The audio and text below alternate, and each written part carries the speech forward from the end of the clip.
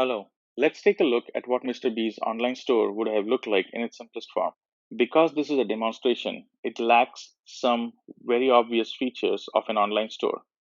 However, the core purpose of keeping this application very simple was so that we can dive deeper into the components that made up this web application.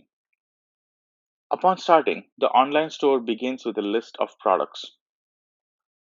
It shows a small image of the product code, the description, and the unit price. The app also has a section to show all the previous orders that have been placed so far. Let's try adding some items to our list. Let's put some shoes and a scarf in our shopping list. The cart shows each item that was put in the shopping list along with its price and an order total. Upon checking out, you get an order confirmation. This shows that the order has been successfully saved in its database. Let's return home for a moment. Because we now placed an order, let's take a look at My Orders and verify that the order is available here. That is the simplest flow of the application.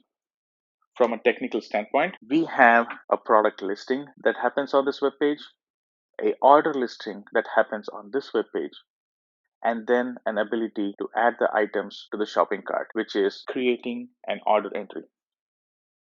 As we go along, we will dive deeper into each of the components that made up the app. For example, the front end that we just looked at, which is a responsive front end app, the middleware, which are the REST APIs that we used for listing the products, orders, and even creating a new order.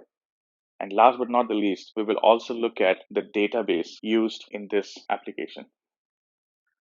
In the end, since the objective is to look at this from microservices architecture standpoint, we will look at how each of these components were containerized and then deployed on a scalable Kubernetes architecture.